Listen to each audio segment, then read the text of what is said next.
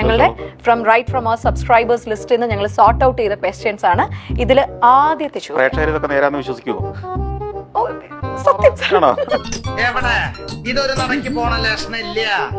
പിന്നെ മൂപ്പരോട് ചോദ്യങ്ങളൊന്നും അധികം ചോദിക്കണ്ട. അതിൽ പണി തന്നെയാണല്ലോ ഞാനും ചെയ്യുന്നത്. നീ ഞരമ്പേ കളിക്കുമ്പോഴേ ഞാൻ പരമ്പേ കളിക്കുവാ.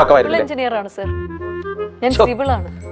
കാണാനൊരു ലുക്കില്ലെന്നേ ഉള്ളൂ, ഭയങ്കര ബുദ്ധിയാ. സിവിൽ എഞ്ചിനീയറിംഗ് 4 വർഷം പഠിച്ച് സൈറ്റിലൊക്കെ നിന്ന് പണിയെടുത്ത ഒരാളാണ് സർ ഞാൻ. ഇതാണ് നമ്മുടെ വിദ്യാഭ്യാസം. നീ ഒന്നും പഠിച്ചിട്ട് ഒരു കാര്യമില്ല, വെറുതെ കോളേജിന്റെ പേര് കളയാനായിട്ട്.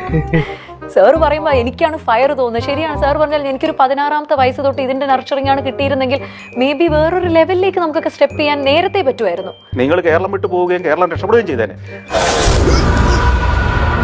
വരാനുള്ളതൊന്നും വഴി തങ്ങില്ല, കൂടെ വരും. ഞങ്ങളൊക്കെ ഇപ്പൊ ഞാനും കെട്ടിയവരും കല്യാണം കഴിച്ചിട്ട് 4 വർഷമായി. ഞങ്ങളുടെ ഈ ഏജിലുള്ള കല്യാണം കഴിക്കുന്നവരോട് സാറിന് ഒരു അഡ്വൈസ് തരാൻ പറഞ്ഞ സാർ എന്തായിരിക്കും തരിക? മറുപടി ഉടനെ വേണം, കയ്യോടെ തന്നുവിടാം. ആയിക്കോട്ടെ. നിങ്ങളെപ്പോലുള്ള കുട്ടികളോട് കല്യാണം കഴിക്കേണ്ടതേ ഞാൻ പറയുള്ളൂ. അങ്ങനെ പറയരുത്.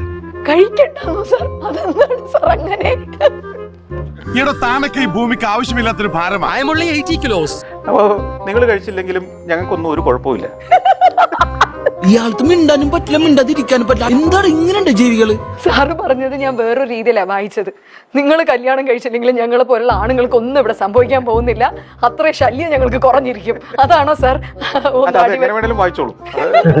എന്റെ സ്വഭാവം അങ്ങനെ, ഞാൻ വെക്കുമ്പോ എല്ലാവർക്കും തോന്നു കൊള്ളും. എന്റെ കെട്ടിയോൻ ഇതൊക്കെ കേട്ടിരുന്ന് സന്തോഷിക്കുക സാർ. ഇത് പറഞ്ഞു കുറച്ചു നേരത്തെ ഒരു 4 വർഷം മുമ്പേ ആയിരുന്നു സാർ എന്റെ മുന്നിൽ വന്നിരുന്നെങ്കിൽ പുള്ളിയുടെ ജീവിതമെങ്കിലും രക്ഷപ്പെട്ടേന്ന്. പുള്ളി ഒരാവേശത്തിലെടുത്ത് ചാടി വേണ്ടായിരുന്നു അല്ലേ?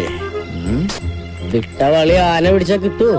ഇന്റർവ്യൂസിൽ പ്രണയത്തെ പറ്റി ഇങ്ങനെ പറഞ്ഞ് ഞാൻ കേൾക്കാറില്ല. കൂടുതൽ യാത്രകളിലാണ് സാർ ഫോക്കസ് ചെയ്യുന്നത്. അല്ലെ, ഞാൻ പ്രണയത്തിന്റെ പേരിൽ അറിയപ്പെടുന്ന ഒരാളല്ലോ. മാതിരി ഊളത്ര എന്നോട് പറഞ്ഞിട്ടില്ല, തലടിച്ചാൻ പൊടിക്കില്ലേ. അല്ലെ, ഞാൻ പ്രണയത്തിന്റെ പേരിൽ അറിയപ്പെടുന്ന ഒരാളല്ലോ.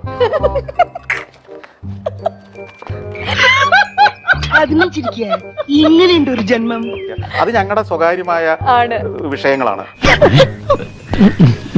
ഞാൻ പ്രണയിക്കുന്നത് എങ്ങനെയാണ്, ആ പ്രണയത്തിലെ ഓരോ സെക്കൻഡും എങ്ങനെയാണ്, ഇതൊക്കെ നാട്ടുകാരോട് പറയേണ്ട കാര്യമുണ്ടെന്ന് എനിക്ക് തോന്നിയിട്ടില്ല.